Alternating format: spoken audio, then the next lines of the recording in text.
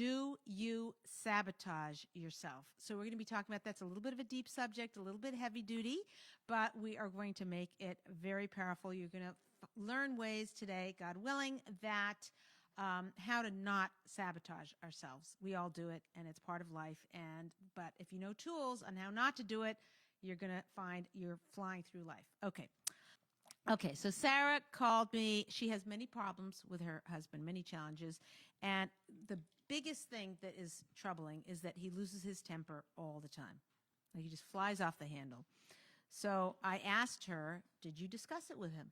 And she said, oh, yeah, a million times. And every time he flies off the handle, every time he loses it, I have big discussions with her. I said, okay, did you try to talk to him about it when there was no tension in the room? Like, there was it was like you're having a lovely time. It's a Sunday morning or something. There's no imminent fight. There was no fight just prior. He hadn't lost his temper in a few days. Did you bring it up to him then? And she said, yep, I had a whole big discussion with him. Yeah, he just got angry and angrier that I brought the topic up. I said, okay, let me ask you this. This is a little uncomfortable, but is there anything that you are doing to make the situation worse? Are you ratcheting it up in any way? Let's see if there's, and I'm not saying let's blame you. I'm saying, gosh, if there was something you were doing that made it worse, wouldn't you want to know that so you could not do it? She said, yeah. She said, listen, she said, no matter how nice I am, or no matter how mean I am, no matter what actions I take or what I say or don't say, I've tried everything and nothing works. So I said, would writing him a letter work? Write him a letter, dear husband, I love you so much. You're so important to me, whatever, but here's an issue I'd like to solve. She said that wouldn't work. He's not the type. Would going to therapy work? Well, we tried that and whatever, and after a few sessions, nothing worked and whatever, that didn't work. So this was everything I was telling her. No matter what I suggested to her, she had either tried it or didn't want to try it or whatever. It was almost like I was talking to a complete brick wall. And it felt like nothing I said or nothing I would say would ever make a difference. So what does that mean? I came to a place where I only had one option. I had the feeling that she was not coming here to get my advice on how to have a better relationship with her husband. I felt like she was coming to me to talk to me to get validation that something's wrong with her husband. So here's what I told her. This was very harsh and very whatever. I do not recommend this, okay? And if I was a trained psychiatrist, therapist, psychologist, doctor, whatever, maybe I would not have done this, okay? But I did. And they didn't want people to sit there. They want them over there. Sorry. So I said something. I did something that they did not want me, that is outside the box. And that is, I said, Sarah, I have something pretty harsh to tell you. I really think that you are uncoachable. So that stopped her in her tracks. Yeah, look at Sarit's face, like, whoa. I think you may have said that to me a couple of years back. Oh, yeah? Oh, wow. Really? You, Sarit, you're the most coachable person on the planet Earth. Hello. It was not you. Old age. No, I never said it to you. Anyways, whatever. I don't think I ever said it to anybody else because it was really stark. Yeah. It was really like, whoa, right between the eyes. I mean, I said, I think I can't help you. You're uncoachable. So she stopped in her tracks. And it was like a little bitty toe in the door of her understanding what she was doing to sabotage her whole life. And I told her, I said, people who are uncoachable need about 5 times more, it takes them about 5 times more effort to move forward in their life, to grow in their life, to fix problems in their life than other normal people. The life is so much more heavy. Everything's heavy when you're uncoachable. And people who are coachable. It's like, oh, I should do that. Oh, let me try that. Let me try that. There's a lightness. There's a move forward. That let's go. Okay. Here's the problem. Here's the big problem. People who are uncoachable are almost impossible to see that they're uncoachable. They don't. In other words, somehow with this whole conversation with her husband and everything I was suggesting and trying and why this, how about this, how about that? Oh, did that. Leah, every word that's coming out of your mouth is completely useless and wasted on me. How do you think that made me feel as trying to help her? Like I started out the conversation, let me help you. I can make your life better. I can help you with your marriage. Maybe, I want to try. I'm motivated. I'm anxious. I want to help you. What can I do for you? And then everything I suggest, she's like, no, did that. No, that doesn't work. No. And I felt myself shutting down. So here's the situation. We're talking about, do we sabotage ourselves? That's the title of today's class, even though we spent the whole time on Mother's Day.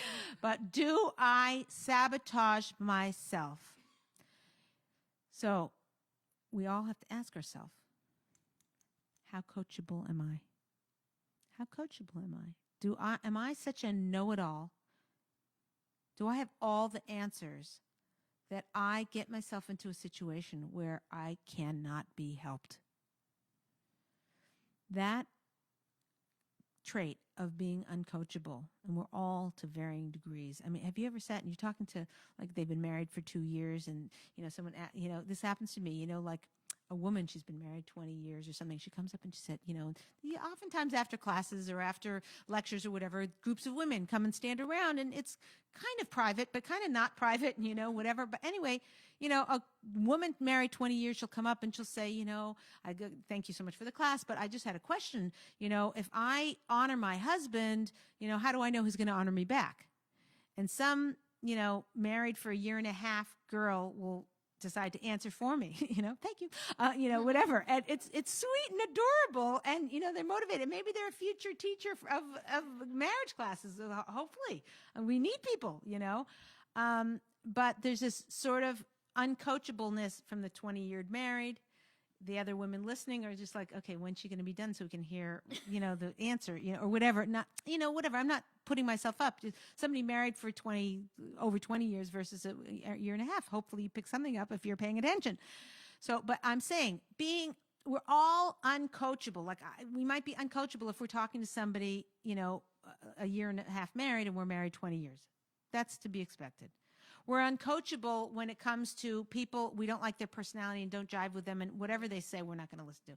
So every one of us is uncoachable to one degree or another.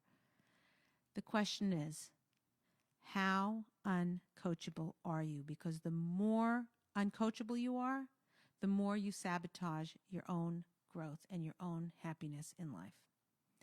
So I want to start. So I actually had 3 stories, and maybe we'll have to cover the other ones next week.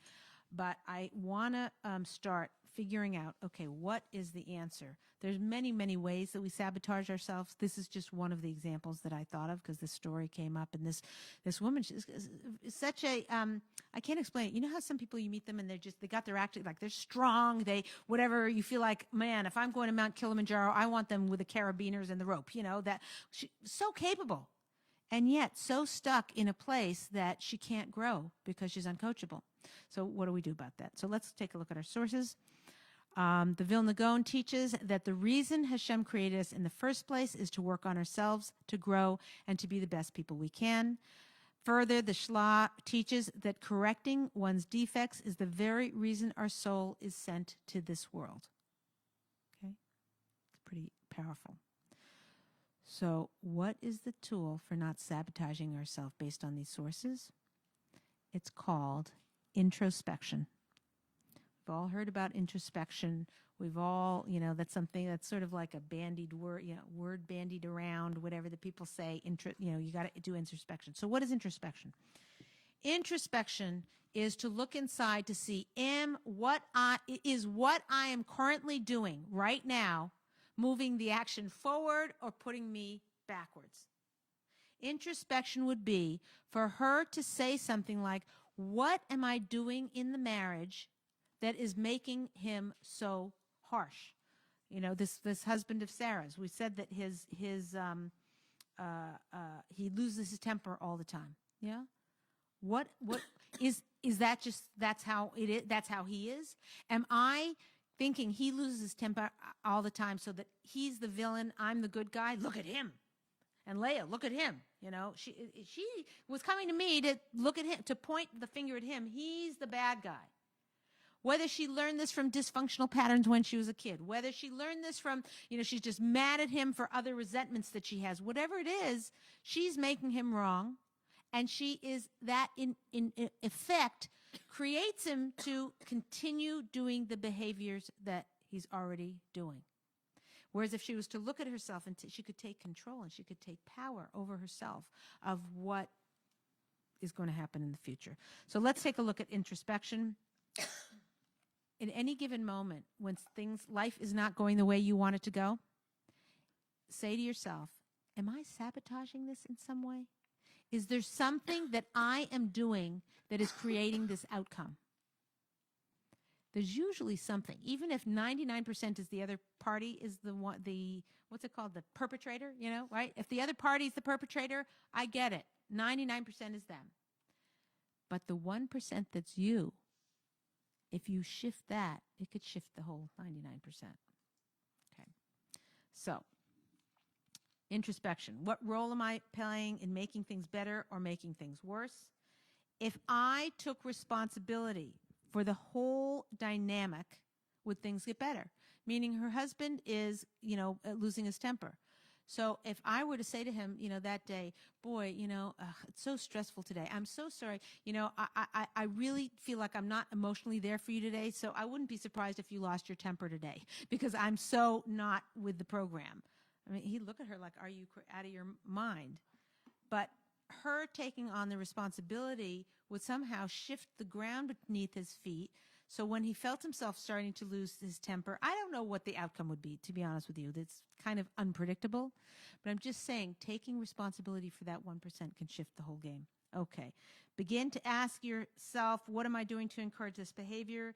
Do I in any way egg my husband on?